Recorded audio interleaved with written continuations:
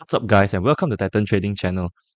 Here in this channel, we'll be talking about trading and investing in the Malaysian stock market, and we'll be looking at technical charts to see what's actually going on for particular stock. And I'll be sharing my personal opinion based on my knowledge of technical analysis that I've acquired as a full-time trader. Before we begin this video, do give us a thumbs up and subscribe to our channel if you find our information helpful. If you have any questions, do feel free to leave a comment down below so we can discuss about it. Just a disclaimer as usual, everything shared on this channel is purely my personal opinion and is done for educational purposes only. I will not give buy and sell calls, and please do not treat anything I say in this video as buy and sell calls. If you wish to be a successful and profitable trader, you must be able to conduct your own research and come up with your own decisions when executing your trades. So, in today's video, we'll be talking about SALUTE BHD, or in its full name, Salutikla BHD. Alright, definitely one of the talk of the town, one of the stocks that are the talk of the town over the past 2 weeks or so, as it managed to surge all the way from, let me get my pen, about 22 cents, 25 cents, right, all the way towards today closing at 87.5 cents. So that surge is yep, it's almost 250 times, 250%, which is 2.5x, right, in terms of share price in just a mere 2 weeks, right? And that is insane, because if you consider how if you take into account how our market sentiment has been, this kind of thing is like quite miracle. It's like a miracle, right?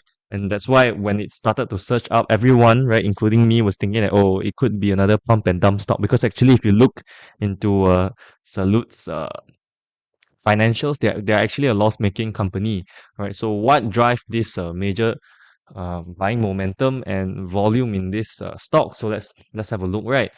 Okay, so for now on the chart, it's definitely looking very strong. And so we have to look into the announcements, right? Which I've not done ever in this channel. So I'll start to cover that as well, just to give a little bit more insight on what's actually going on. So a quick search on KIC Screener, right? You will be able to see that a new shareholder emerged, right? As a new shareholder emerged lah. And his name is Mr. Chong Siu Chuan. All right. Hopefully I didn't pronounce his name wrong. Okay, so he's bought a total of uh 26 million, 26 million plus shares, all right, and emerged as a substantial shareholder. So in case you didn't know, anyone or any entity that's owned more than 5% ownership of a listed company will have to Bursa will start to announce their interest in the company. All right, so this guy is actually what he did lah. So if you're wondering what's behind all this major surge in buying momentum and volume, right? It's because that Mr. What's his name? Cheong, right, was buying. Okay, now let's go deeper. Okay, who is this Mr. Chong Siu Chuan? Okay, so a quick search, you'll be able to see that he's actually one of the top, okay, you can say top 10 lah, 10 shareholders for Vitrox Berhad, right? Another huge company as a market share capitalization of 7.4 billion as of today lah. So his shares in Vitrox is worth approximately more than 90 million ringgit, right? He owns more than 11.8 million shares in Vitrox. And if you take Vitrox closing price today, it's about 7 ringgit plus, and the math should add up to 90 million plus. So this guy is actually loaded, right? So, well, we actually don't know much about this guy because he's actually a pretty low profile guy. Okay, so well, that explains it. We don't need to know who he is and all that, but we just know that there's a buyer, and the buyer is Mr. Chong, right? So in terms of share price, let's look back into technical charts. Daily chart, can't really see much here because it's definitely in a parabolic rally. So let's move into the weekly chart as usual. We'll zoom out and see. Okay, so let me pull out my Fibo tool as usual.